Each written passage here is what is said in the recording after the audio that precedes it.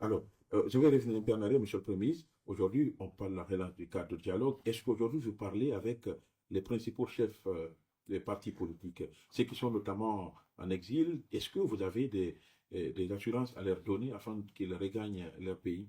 Bon, c'est toujours cette façon de présenter les choses qui me met parfois en colère.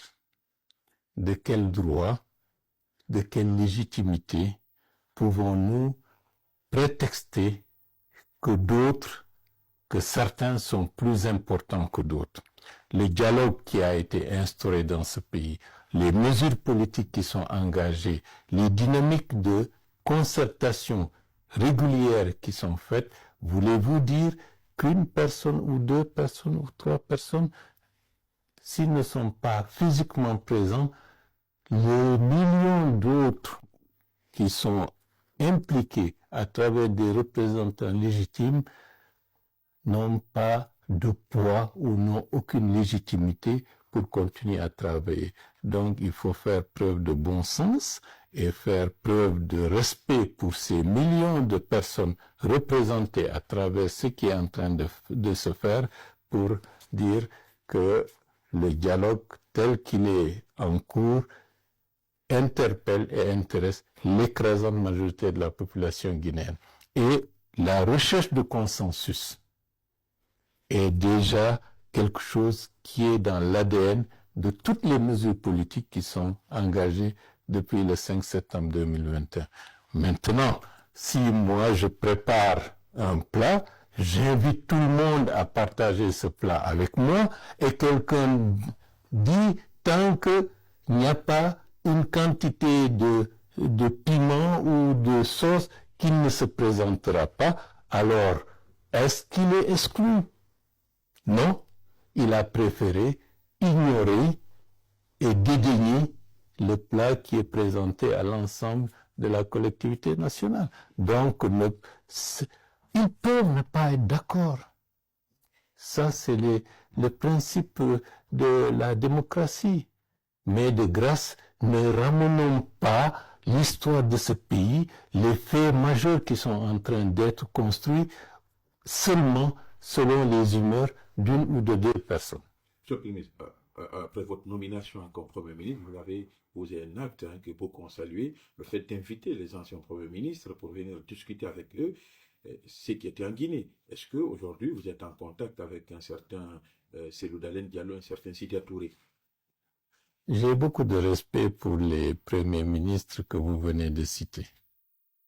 Mais à force d'insister pour dire que le premier ministre Mamadi Youla, le premier ministre Saïd Fofana, le premier ministre Lamine Sidimé, le premier ministre Ahmad Tidiane Souaré, le premier ministre Luceni Fall, le premier ministre Lansana Kouyaté ne représentent rien par rapport à deux anciens premiers ministres qui ne sont pas dans le territoire national. Ayez de respect pour toutes ces sommités politiques qui je peux même mentionner le premier ministre Komara, avec lequel, de manière régulière, on échange. Donc, faites preuve de plus j'allais dire, de respect pour les gens. Parce que vous êtes focalisé simplement sur X et Y. Le monde ne s'arrête pas à ça. Nous sommes tous des mortels. Nous sommes de passage. Et vraiment, l'histoire de la Guinée ne va pas se résumer autour simple d'individualités aussi brillantes, aussi responsables, aussi, entre guillemets, légitimes. L'histoire d'un pays se fait avec les millions et des millions d'individualités qui méritent aussi respect et considération. Alors, est-ce que le référendum constitutionnel aura lieu d'ici la fin de l'année? C'est l'objectif majeur du gouvernement que j'ai la chance de présider. Avec quel fichier, Monsieur le Premier ministre? Avec le fichier électoral qui sera issu, disons, du PNRAVEC. Cela va de soi. On est à 4 mois. Laissons les choses venir. Vous êtes déjà dans une dynamique qui veut que les choses ne se fassent pas correctement. Non, pas du tout. Non. C'est une question. Lorsque on va vers un combat, on se fixe pour objectif de gagner ce combat. Maintenant, s'il y a des aléas, on prend acte et on continue. On est focus pour l'organisation du référendum constitutionnel le 31 décembre 2024.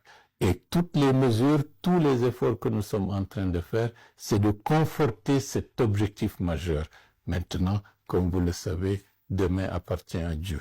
Et justement, on parle de ce fichier électoral parce qu'il a été longtemps la forme de discorde entre l'ancienne mouvance et l'opposition. Aujourd'hui, vous dites qu'on ira au référendum avec le nouveau fichier électoral, sauf que des voix se lèvent pour dire, écoutez, on peut améliorer l'existant pour aller à des élections. Qu'est-ce que vous leur répondez?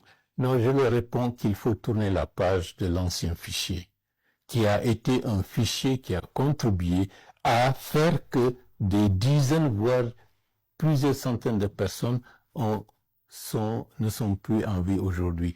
Et pour être en conformité avec ceux et celles qui étaient opposés par rapport à ce fichier, sous prétexte que ce fichier ne correspondait pas à une réalité démographique et ne pouvait pas convenir à l'organisation d'une bonne élection transparente, crédible, et que ce soit les mêmes protagonistes de ce combat d'hier qui se retrouvent aujourd'hui pour se donner la main, tout simplement pour dire que vaut mieux prendre ce fichier qui a déchiré le tissu national, et je pense qu'il faut leur demander de faire preuve de cohérence et de respect pour les hommes et les femmes qui, par des décisions politiques d'avant-hier, ne sont plus en vie aujourd'hui et ont impacté l'évolution économique et sociale de ce pays.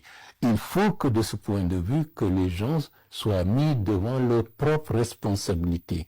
Ce qui a déchiré la Guinée doit être mis de côté pour construire sur des bases solides le présent et le futur. Et c'est ça la vocation du gouvernement que nous avons aujourd'hui, et c'est ça les orientations majeures que le Jean Doumbouya est en train d'instruire aussi bien au CNT qu'au gouvernement.